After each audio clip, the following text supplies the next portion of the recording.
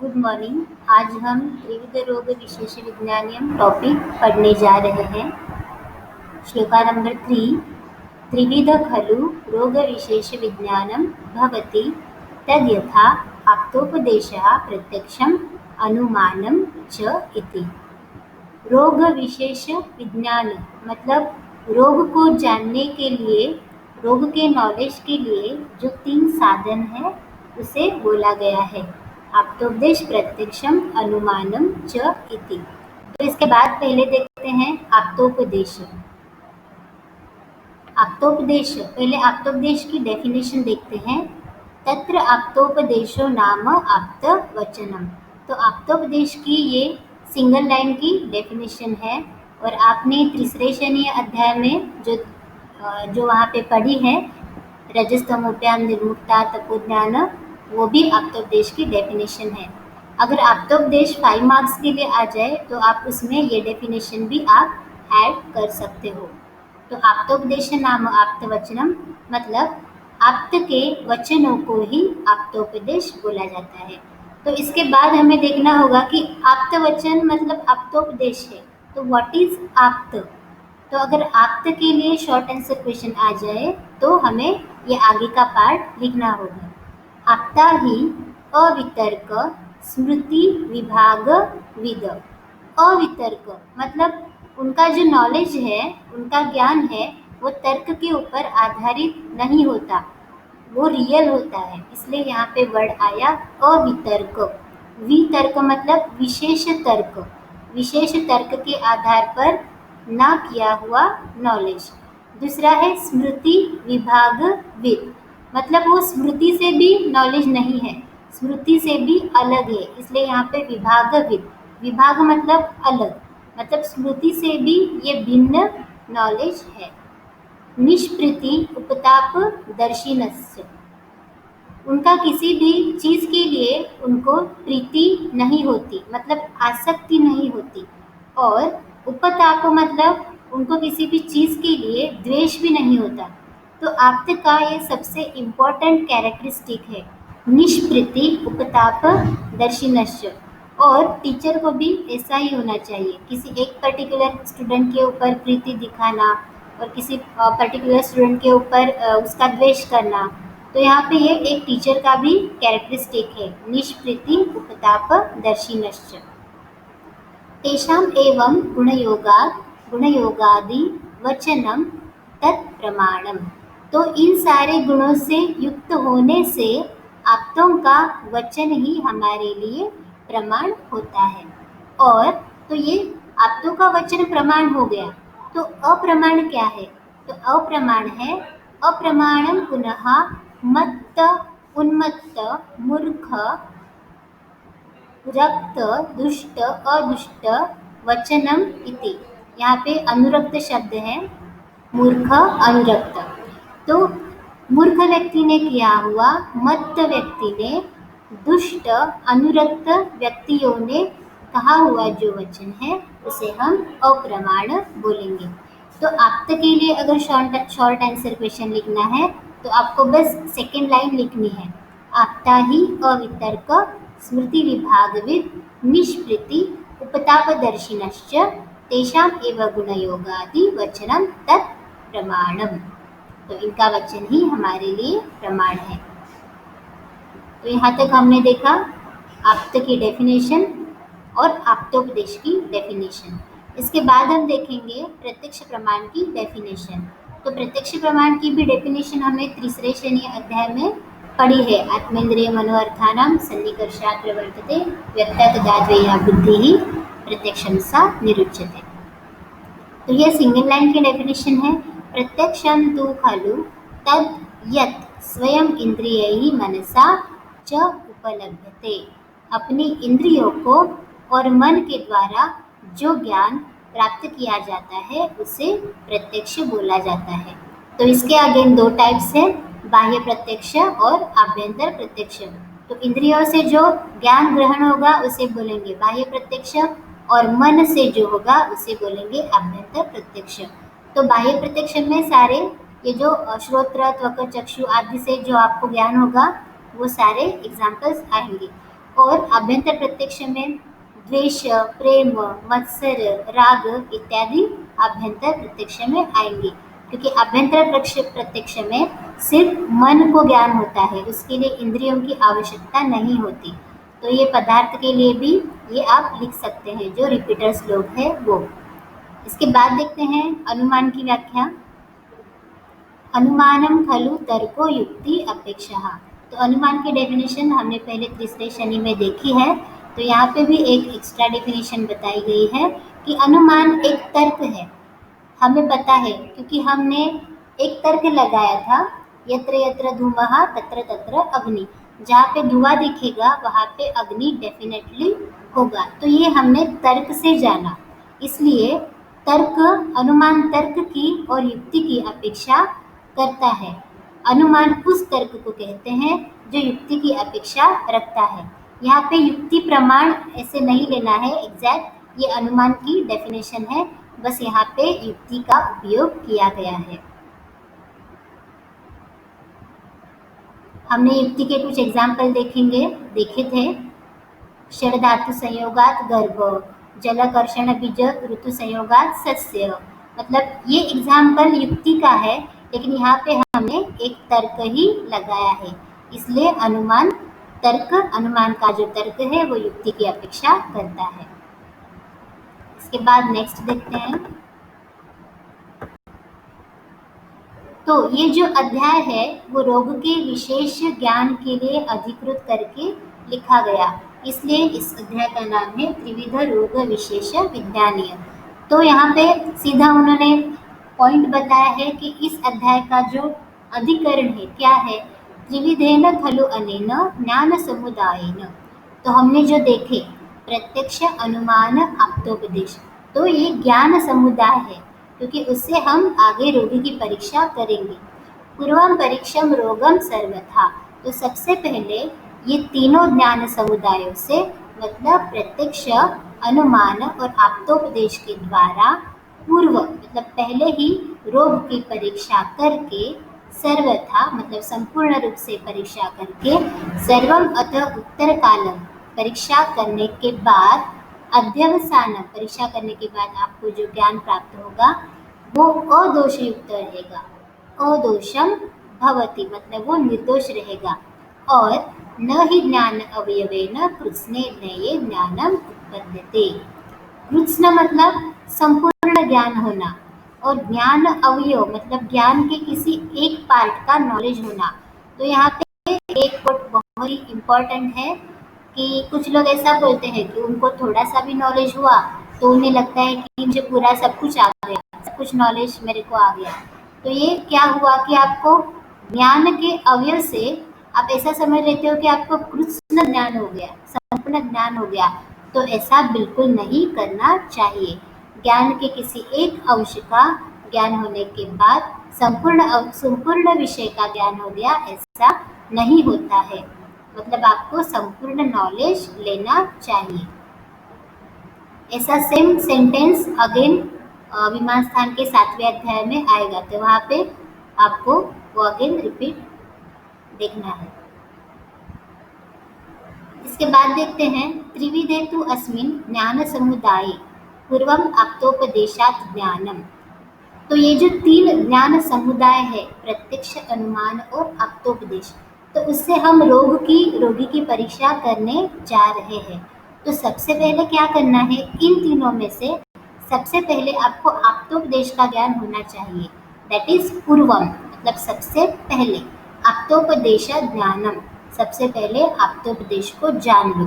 ततः उसके बाद प्रत्यक्ष अनुमानाभ्याम परीक्षा उपपद्यते, तो रोगी की या रोग की परीक्षा पहले आप्तोपदेश से करो। तो यहाँ पे ऐसा क्यों बताया, क्योंकि रोग के लक्षण जो भी है, रोगी की परीक्षा आपको जो भी करनी है उसके लक्षणों को पहले आपको शास्त्र में लक्षण क्या दिए हैं वो आपको पहले पढ़ना पड़ेगा, वो पहले लर्न करना पड़ेगा, उसके बाद ही आप अनुमान लगा सकते हो कि इस रोगी को पर्टिकुलर ये व्याधि हुआ है। जैसे कि समझो आप्तोपदेश ने मतलब अपने ग्रंथ हैं, हम उन्हें आप्त ही मानते हैं, आप्तोपदेश ही मानते हैं। तो अपने ग्रंथ में पांडु के जो लक्षण बताए गए हैं वो हमें पहले पता होना चाहिए, तो ही हम उस रुग्ण में वो लक्षण देख के उसका डायग्नोसिस कर सकते हैं। तो इसलिए पहले आप्तोपदेश का ज्ञान होना ज़रूरी है और उसके बाद हमें प्रत्यक्ष परीक्षा और अनुमान परीक्षा करनी होती है। किम हि अनुपदिष्टं पूर्वं यत् तत् प्रत्यक्ष अनुमानाभ्यां परीक्षमाण विद्यात्। किम हि अनुपदिष्टम, ही अनुपदिष्टम, उपदिष्टम मतलब उपदेश किया गया, कहाँ पे? अपने शास्त्रों में, अपने ग्रंथों में। अगर उसका ही ज्ञान नहीं हुआ तो प्रत्यक्ष और अनुमान से हम परीक्षा कैसे कर पाएंगे? इसलिए तस्मात् विविधा परीक्षा ज्ञानवताम्, इसलिए जो ज्ञानवान लोग हैं उनके लिए दो टाइप्स की परीक्षा होती है, वो है प्रत्यक्ष और है अनुमान। और त्रिविधम वा सह उपदेशेन, उपदेश मतलब आप्तोपदेश, सह उपदेश मतलब आप्तोपदेश को इंक्लूड करके वो परीक्षा त्रिविध होती है। मतलब ज्ञानवान के लिए परीक्षा दो टाइप्स की होती है और तीन टाइप की होती है। तो जहाँ पे आपको क्वेश्चन पूछा जाएगा द्विविध परीक्षा, तो आप वहाँ पे प्रत्यक्ष और अनुमान ही लिखोगे, और जहाँ पे ऐसा क्वेश्चन पूछा जाएगा त्रिविध परीक्षा, तो वहाँ पे आप प्रत्यक्ष, अनुमान और आप्तोपदेश लिखोगे। इसके बाद हम देखते हैं श्लोका नंबर 6। तत्र इदम उपदिशन्ति बुद्धिमन्तः, तो बुद्धिमान मनुष्य को आप्तोपदेश द्वारा रोग की परीक्षा कैसे करनी चाहिए। तो देखते हैं क्या क्या पॉइंट्स हैं। रोगम एकैकम एव प्रकोपणम एव, एक एक रोग एव मतलब किसी एक एक रोग को इस प्रकार जानना चाहिए। किस प्रकार जानना चाहिए? फर्स्ट, उसके प्रकोप के लक्षण जानने चाहिए। योनि मतलब उसके प्रकोप का कारण या निदान जानना चाहिए। योनिम एव समुत्थानम, उसके लक्षण जानने चाहिए। आत्मानम एव मतलब उसके प्रत्यात्म लक्षण क्या है। जैसे कि ज्वर के प्रत्यात्म लक्षण 3 ही है, ठीक वैसे ही अधिष्ठानम एवं मतलब उस रोग का ये पर्टिकुलर अधिष्ठान है। तो इन सबको आप कैसे जानोगे? आप्तोपदेश प्रमाण से। वेदनम एवं मतलब उस रोग में वेदना कैसी होती है। संस्थानम एवं मतलब उस रोग का लक्षण या रूप इस टाइप का है। शब्द, स्पर्श, रूप, रस, गंधम एवं शब्द, स्पर्श, रूप, रस, गंध ऐसे ऐसे इस रोग में दिखाई देता है। उपद्रवम एवं मतलब इस पर्टिकुलर रोग के ये उपद्रव हो सकते हैं। वृद्धि, स्थान, क्षय, तो ये दोषों की त्रिविध गति है, हमने तीसरे शनि में पढ़ी है। तो रोग के लिए भी दोषों की वृद्धि के लक्षण, स्थान मतलब वो अपने अपने स्थान में होंगे ऐसे प्राकृत लक्षण, और क्षय मतलब दोषों के क्षय के लक्षण। समन्वितम एवं उदरकम एवं, और रोग के उदर्क को भी जानना चाहिए। तो उदर्क आप अपने निदान में पढ़ा ही होगा। नामानम एवं मतलब ये सब देखने के बाद उस रोग का नोमेनक्लेचर मतलब इस रोग का ये नाम है, मतलब इस पर्टिकुलर रोग में ऐसे ऐसे लक्षण दिखे तो इस रोग का नाम यही होगा जैसे शास्त्र में दिया है। योगम विद्या, योग मतलब औषधि या औषधि की कल्पना, औषधि का योग। तो उस पर्टिकुलर रोग में हम ऐसे प्रकार की औषधि देंगे। तस्मिन् नियम प्रतिकारार्थं प्रवृत्तिः अथवा निवृत्तिः इति उपदेशात् ज्ञायते। उपदेशात् ज्ञायते मतलब आप्तोपदेश के प्रमाण द्वारा आप ये चीज़ें जानोगे। क्या जानोगे? ये सारे रोग के बारे में ये सारी जानकारी, और रोग की ये सारी जानकारी होने के बाद प्रतिकारार्थ उसके चिकित्सा के लिए प्रवृत्ति ही अथवा मतलब आप चिकित्सा के लिए प्रवृत्त होगे, चिकित्सा करोगे। और निवृत्ति मतलब अगर उसके लक्षण आपको असाध्य दिखाई पड़े, जैसे कि रुग्ण में ऐसे लक्षण दिख रहे हैं जो शास्त्र में असाध्य लक्षण बताए गए हैं, तो उसकी निवृत्ति मतलब उसकी चिकित्सा ना करने का सोचोगे, मतलब उसका उस रोगी का त्याग करोगे। तो ये आप कैसे जानोगे? रोग की चिकित्सा के लिए प्रवृत्त होना और निवृत्त होना, ये आप आप्तोपदेश प्रमाण से जानोगे। तो आप्तोपदेश परीक्षा, त्रिविध परीक्षा में आपको ये सारे पॉइंट्स लिखने होंगे। त्रिविध परीक्षा क्वेश्चन आने पर आपको तीनों की डेफिनेशन लिखनी है और आप्तोपदेश प्रमाण के द्वारा आप क्या जानोगे ये आप इसमें श्लोका नंबर 6 के पॉइंट्स लिखोगे। इसके बाद हम देखेंगे कि प्रत्यक्ष से हम क्या क्या जानेंगे। प्रत्यक्षस्तु खलु रोगतत्वं बुभुत्सु। रोग को जानने के लिए क्या क्या मतलब प्रत्यक्ष से हमें क्या क्या जानना है। सर्वे ही इंद्रियैहि, सारी इंद्रिय आप देखोगे नॉर्मल है कि नहीं। सर्वान इंद्रियार्थानाम आतुर शरीरगताम परीक्षे, आतुर के शरीरगत इंद्रियों के सारे अर्थों की आप परीक्षा करोगे। शब्द, स्पर्श, रूप, रस, गंध। अन्यत्र रस अज्ञानात्, मतलब रस को छोड़ के, क्योंकि रस की परीक्षा प्रत्यक्ष से पॉसिबल नहीं है। रस की परीक्षा हमें अनुमान से करनी पड़ती है, तो वो पॉइंट हम आगे देखेंगे। तो सबसे पहले यहाँ पे उन्होंने बताया कि सर्व इंद्रिय अर्थानाम आपको परीक्षा करनी चाहिए। तो इंद्रिय अर्थ में सबसे पहला अर्थ आता है शब्द। तो यहाँ पे आप शब्द परीक्षा करोगे श्रोत्र इंद्रिय से, क्योंकि शब्द हम जानते हैं श्रोत्र इंद्रिय से, श्रोत्र इंद्रिय का वो अर्थ है इसलिए। तो शब्द से या श्रोत्रेंद्रिय से आप क्या क्या जानोगे। अंत्र पूजनम, अंत्र का पूजन आप श्रोत्रेंद्रिय से जानोगे। संधि स्फुटनम अंगुली पर्वणाम च, संधि का फूटना या संधियों से कटकट आवाज आना, अंगुली या अंगुली के पर्वों से आवाज आना, ये आप शब्द से जानोगे। उसके बाद आएगा स्वर विशेष, मतलब स्वर भी आप कान से ही मतलब श्रोत्रेंद्रिय से ही जानोगे। तो ये पॉइंट्स आ गए शब्द के अंडर। अगेन ये च अन्य अपि केचित शरीर उपगता शब्दा, शरीर से रिलेटेड और भी कुछ शब्द है वो आप स्युः ताः श्रोत्रेण परीक्षेत। तो श्रोत्रेंद्रिय की परीक्षा में क्या क्या पॉइंट्स आ गए। अंतरपूजन, संधि स्फुटन, अंगुली स्फुटन, अंगुली पर्व स्फुटन, स्वर विशेष, विभिन्न प्रकार के स्वर।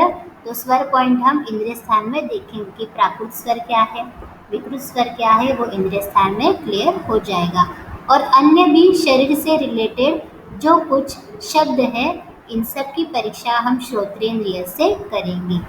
इसके बाद आएगा चक्षुरेंद्रिय, वर्ण, रोगी का वर्ण, जैसे कि पांडु व्याधि में पांडु वर्ण होगा, केतकी धूलि सन्निभ, त्वचा का वर्ण।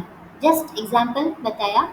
संस्थान, उसके लक्षण, प्रमाण, छाया, प्रमाण भी देखेंगे, प्रमाण पॉइंट हम शारीरिक स्थान में देखेंगे, छाया पॉइंट इंद्रिय स्थान में देखेंगे। शरीर प्रकृति, उसकी प्रकृति क्या है, दोषज प्रकृति है। विकार, उसकी प्रकृति के विकृति भी हम देखेंगे, विकृति भी पॉइंट, प्रकृति विकृति पॉइंट हम विमान स्थान में देखेंगे। चक्षु वैषयिकानि यानि च अन्यानि अनुक्तानि तानि चक्षुषा परीक्षेत, मतलब यहाँ पे चक्षुरेंद्रिय की परीक्षा द्वारा जानने के लिए जो पॉइंट्स हमने बताए उसके कुछ अनुक्त भी है जो हमने यहाँ पे नहीं बताए और जो आप आंखों से देख सकते हो, वो सारी परीक्षा आएगी चक्षुरेंद्रिय के अंडर। जैसे कि गृध्रसी का मनुष्य गृध्रवत चलता है, तो ये क्या हो गई, चक्षुरेंद्रिय की परीक्षा हो गई। वर्ण संस्थान, ये पॉइंट हो गया। उसके बाद रसनेन्द्रिय से क्या क्या जानोगे। रसम तु खलु आतुर शरीरगतम इंद्रिय वैषयिकम अपि अनुमानात् एव अवगच्छेत्। तो जैसा मैंने पहले बताया कि रसनेन्द्रिय की परीक्षा प्रत्यक्ष से नहीं होती, हमें अनुमान प्रमाण का उपयोग करना पड़ता है, इसलिए अनुमानात् एव अवगच्छेत्, अनुमान से जानना चाहिए। न ही अस्य प्रत्यक्षेण ग्रहणम उपपद्यते, प्रत्यक्ष प्रमाण के द्वारा रसनेन्द्रिय की परीक्षा पॉसिबल नहीं है। तस्मात् आतुर परिप्रश्नेन एव, तो इसके लिए आपको रोगी को परिप्रश्न मतलब प्रश्न पूछने चाहिए और अनुमान लगाना चाहिए। जैसे कि आतुर मुख रस, आतुर के मुख का रस क्या है, कुछ सिम्टम्स हम ऐसे देखते हैं, कटुकास्यता, मधुरास्यता, कषाय आस्यता, मतलब रोगी के मुख का रस कौन सा है ये रोगी ही बताएगा, वो हम तो नहीं जान सकते। इसलिए आतुर को परिप्रश्नेन एव परिप्रश्न पूछने चाहिए। इसके बाद युका युकापसर्पणेन त्वस्य शरीरवैरस्य। युका मतलब इसको जुआ बोलते हैं, जुए जो बालों में होते हैं, या लीक बोलते हैं जो बालों में होती है। अगर जुए या लीक आतुर के शरीर का त्याग करे तो समझना चाहिए कि आतुर में शरीर वैरस्य है, मतलब कुछ तो वहाँ पे विकृति है। मक्षिका उपसर्पणेन, अगर आतुर के शरीर को मक्षिकाएं आती हो या मक्षिकाएं बैठती हो आतुर के शरीर पे, तो हम जानेंगे कि उसका शरीर माधुर्य है, उसके शरीर में मधुरता है। तो ऐसा लक्षण डायबिटीज में दिख सकता है। लोहित पित्त संदेह हेतु, अगर आपको रक्त पित्त का संदेह हो तो रक्त पित्त हमने ऑलरेडी निदान स्थान में पढ़ा है और उसके लक्षण भी देखे हैं। तू किम धारी लोहितम लोहित पित्तम, मतलब समझो कि आतुर के मुख से या उसको रक्त का वमन हो रहा है, तो वो रक्त शुद्ध है या अशुद्ध है। मतलब धारी लोहितम, उसका ये रक्त प्राकृत है या वो लोहित पित्त है या वो रक्त पित्त है। तो वो आप कैसे जानोगे? उसी रक्त से कुछ भोजन आतुर ने जो वमन किया हुआ रक्त है उसमें कुछ भोजन पदार्थ मिलाकर वो श्व मतलब कुत्ते को, काक मतलब कौवे को खिलाना चाहिए। तो उससे आप अनुमान क्या लगाओगे? भक्षणात् धारी लोहितम, अगर ऐसा रक्त कौवे ने या कुत्ते ने वो रक्त मिश्रित अन्न खा लिया, धारी लोहितम भक्षणात्, अगर खा लिया तो वो रक्त प्राकृत है। और लोहितम अभक्षणात्, मतलब लोहित पित्तम अभक्षणात्, मतलब अगर उसने वो नहीं खाया तो वो डेफिनेटली रक्तपित्त व्याधि से ग्रसित है। तो ये आप कैसे जानोगे? इति अनुमातव्यम, अनुमान प्रमाण से जानोगे।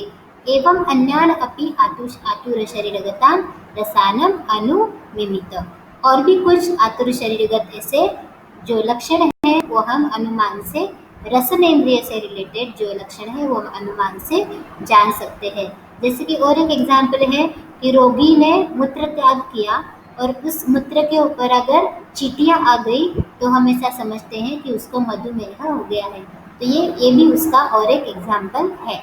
इसके बाद हम देखेंगे कि घ्राणेन्द्रिय से प्रत्यक्ष परीक्षा, रोगी की परीक्षा कैसे करेंगे। गंधास्तु खलु सर्वशरीरगतान आतुरस्य प्रकृति वैकारिकान, गंध से रोगी के सर्व शरीरगत प्राकृत गंध या विकृत गंध उसकी परीक्षा आप करोगे।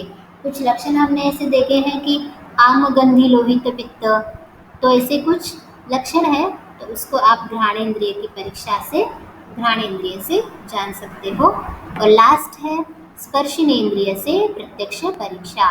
स्पर्शम च पाणिना, मतलब अपने खुद के हाथ से टच करके, स्पर्श करके, प्रकृति विकृति युक्तम प्रत्यक्ष तो अनुमान एकदेशतश्च उपदेशतश्च परीक्षणम उक्तम।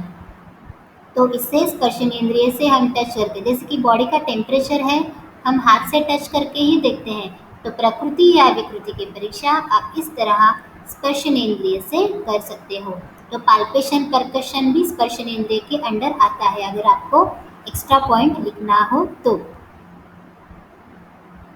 ये चार्ट है, आप ऐसा चार्ट बना सकते हो, लेकिन अगर आपको चार्ट बनाना है तो इसमें सारे संस्कृत वर्ड्स आने चाहिए जैसे श्लोका में है।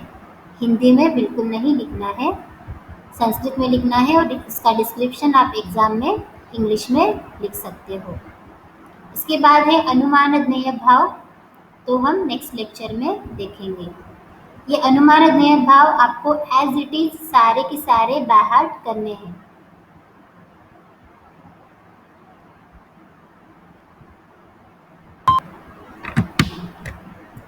इसके बाद हम देखेंगे अनुमान प्रमाण से जानने वाले भाव, अनुमान ज्ञेय भाव। इमे तु खलु अन्ये अपि एवं भूयो अनुमान ज्ञेया भवन्ति भावाः, अनुमान से जानने वाले अनेक कुछ भाव है वो हम बताने जा रहे हैं। तद यथा अग्निम जरण शक्त्या परीक्षेत, मनुष्य की पचन शक्ति से हम उसके अग्नि का अनुमान करते हैं। बलम व्यायाम शक्त्या, उसकी व्यायाम की क्षमता को देखकर हम उसके बल का अनुमान करते हैं। श्रोत्र आदीनि शब्द आदि अर्थ ग्रहणेन, शब्द स्पर्श आदि के अर्थों के ग्रहण से हम उसके इंद्रियों का अनुमान करते हैं, श्रोत्र आदि इंद्रियों का अनुमान करते हैं। मनो अर्थ अव्यभिचरणेन, अव्यभिचरणेन मतलब मन के अर्थों का उचित प्रकार सेवन करने से। तो मन के अर्थ है चिंत्य, विचर्य, विचर्य, ध्येय, संकल्प। तो उनका अव्यभिचरण मतलब उनके उचित प्रकार से ग्रहण करने से हम मन का अनुमान करते हैं। विज्ञानम व्यवसायेन, व्यवसाय से हम विज्ञान का अनुमान करते हैं। व्यवसाय मतलब पर्टिकुलर कार्य है, वो हम किस तरह से, उस कार्य की प्रवृत्ति किस तरह से होती है, उससे हम विशेष ज्ञान की परीक्षा करते हैं, दैट इज विज्ञान का अनुमान। रजः संगेन, मतलब संग मतलब किसी स्त्री के प्रति आसक्ति, किसी वस्तु के प्रति आसक्ति, उसको देखकर हम उस व्यक्ति के रजगुण का अनुमान करते हैं। मोहम अविज्ञानेन, मतलब अज्ञान से मनुष्य के मोह की परीक्षा हम करते हैं। क्रोधम अभिद्रोहेण, अभिद्रोह मतलब दूसरों के लिए बुरा सोचना या बुरा करना। तो द्रोह से हम क्रोध का अनुमान करते हैं, जो विद्रोह करेगा उससे क्रोध का अनुमान करते हैं। शोकम दैन्येन, दीनता से शोक का अनुमान, दीनता मतलब रोना धोना इत्यादि। तो उससे हम शोक का मतलब मनुष्य कितना दुखी है उसका अनुमान कर सकते हैं। हर्षम आमोदेन, आमोदेन मतलब प्रसन्नता, मतलब वो प्रसन्नता में गा रहा है, नाच रहा है, वादन कर रहा है, ऐसा व्यक्ति। तो आमोदेन हर्ष की हम परीक्षा, प्रसन्नता की परीक्षा हम करते हैं। प्रीतिम तोषेण, तोष मतलब संतोष से प्रीति की परीक्षा करते हैं। भयम विषादेन, विषाद से भय की परीक्षा, भय का अनुमान करते हैं। धैर्यम अविषादेन, अविषाद मतलब दुख के समय में भी जो व्यक्ति स्थिर रहता है, अविषाद युक्त रहता है, उसके धैर्य का अनुमान किया जाता है। वीर्यम उत्थानेन, वीर्य मतलब पराक्रम या कठिन कार्य करने की क्षमता। उत्थानेन मतलब उसके कार्य आरंभ, मतलब कोई कठिन कार्य है उसका अगर व्यक्ति आरंभ करता है तो उसके पराक्रम का अनुमान हम कर सकते हैं। अवस्थानम अविभ्रमेण, मन की स्थिरता की परीक्षा अविभ्रमेण मतलब, अविभ्रम मतलब इधर उधर भटकना या विभ्रम करना। तो अविभ्रम से हम मन की स्थिरता से या भ्रम होना, उससे विभ्रम से हम मन की स्थिरता की परीक्षा करते हैं। श्रद्धा अभिप्रायेण मतलब किसी वस्तु के प्रति इच्छा देखकर अभिप्राय, उसकी श्रद्धा का अनुमान किया जाता है। मेधाम ग्रहणेन, किसी वस्तु को ग्रहण करने की क्षमता से मेधा का अनुमान किया जाता है। संज्ञाम नाम ग्रहणेन, संज्ञा नाश, किसी व्यक्ति में अगर संज्ञा नाश हो गया है मतलब वो व्यक्ति बेहोश हो गया है, तो उसको अगर हम उसके नाम से पुकारेंगे तो वो उसकी संज्ञा वापस आ जाएगी, इसलिए संज्ञाम नाम ग्रहणेन, नाम ग्रहण से संज्ञा का अनुमान होता है। स्मृति स्मरणेन, स्मरण शक्ति से स्मृति का अनुमान होता है। रियम अपत्रपणेन, अपत्रपणेन मतलब लज्जा से, रियम मतलब लज्जा का अनुमान यहाँ पे होता है। शर्माने से, अपत्रपण मतलब शर्माना, शर्माने से लज्जा का अनुमान होता है। शीलम अनुशीलनेन मतलब किसी वस्तु के लगातार सेवन से, अनुशीलन लगातार सेवन से शील का अनुमान किया जा सकता है। द्वेषम प्रतिषेधेन, किसी चीज का निषेध करने से उसके प्रति अपने द्वेष का अनुमान होता है। उपदिम अनुबंधेन, उपद मतलब यहाँ पे है कि छल या कपट। तो अनुबंधेन मतलब उस छल और कपट के परिणाम देखने के बाद ही हमें उस छल का या कपट का अनुमान होता है, दैट इज अनुबंधेन मतलब उस छल या कपट का फल देखने के बाद ही हमें उसका अनुमान होता है। धृतिम अलौल्येन, मतलब अगर लालच ना हो, लालच न करने से उसकी धृति की या धैर्य की परीक्षा होती है।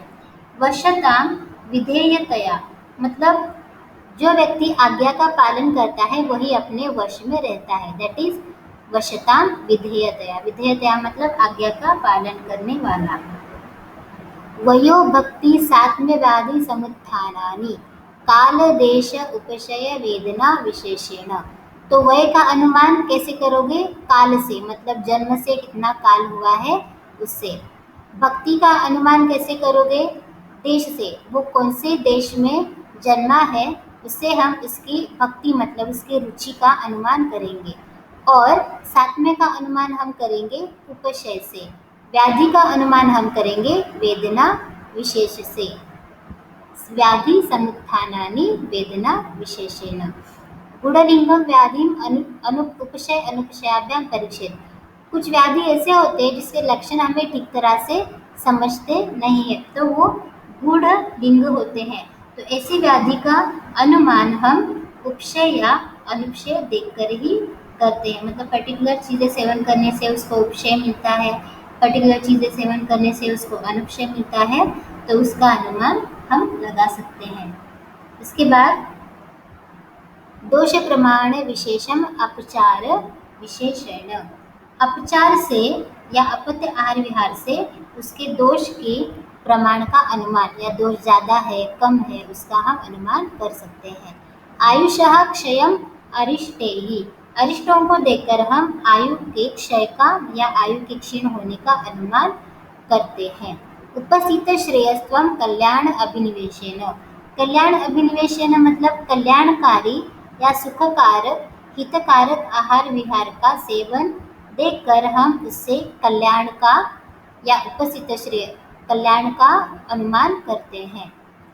अमलम सत्व विकारेण,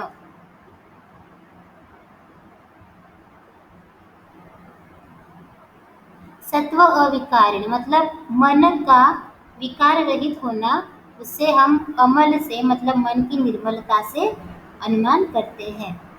ग्रहण्यास्तु मृदुदारिणत्वम। इसके बाद ये जो बाकी के पॉइंट्स हैं वो हम आतुर को प्रश्न करके ही अनुमान कर सकते हैं। जैसे कि ग्रहणी का मृदु होना या दारुण होना। स्वप्न देखना, स्वप्न दर्शनम।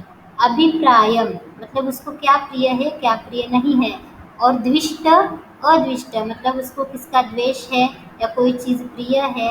और सुख दुख तो इत्यादि का हम आतुर परिप्रश्नेन मतलब आतुर को पूछ के ही इन सब का अनुमान कर सकते हैं। तो ये श्लोका नंबर 8 आपको पूरा बायहार्ट करना है, क्योंकि ये एंट्रेंस एग्जाम में ऐसे क्वेश्चन आते हैं। इसके बाद श्लोका नंबर 9, 10, 11 ये आप पढ़ लो। इसमें से श्लोका नंबर 11 इम्पॉर्टेंट है। मतलब ये जो तीनों परीक्षाएं हैं उससे क्या लाभ होता है, मतलब चिकित्सा में क्या उपयोग है।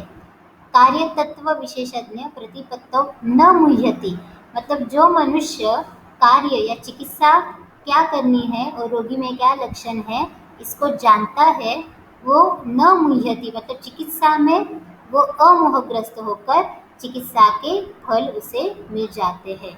अमूढ़ फलम आपनोति मतलब उसको चिकित्सा का फल मिलता है। ज्ञान बुद्धि प्रदीपेन यो न आविशति तत्विद तत्वविद, मतलब ऐसा वैद्य जो अपने ज्ञान के प्रकाश से, ज्ञान की ज्योति से रुग्ण के आतुरस्य अंतरात्मानम, रुग्ण की देह मन इत्यादि में प्रवेश करके उसकी मनोदशा को समझ के चिकित्सा करता है, वो निश्चित ही सफल हो जाता है। तो ये त्रिविध परीक्षा का इम्पोर्टेंस है या उसका लाभ है। तो इसमें श्लोका नंबर 11 और 12 आप बायहार्ट कर लो। उसके बाद तत्र श्लोकों मतलब अध्याय का उपसंहार, मतलब इसमें हमने क्या क्या देखा वो है इसका सारांश। तो यहाँ पे त्रिविध रोग विशेष विज्ञानियम टॉपिक खत्म होता है। तो इसका आप इसके बाद आप इसका असाइनमेंट प्रिपेयर करो।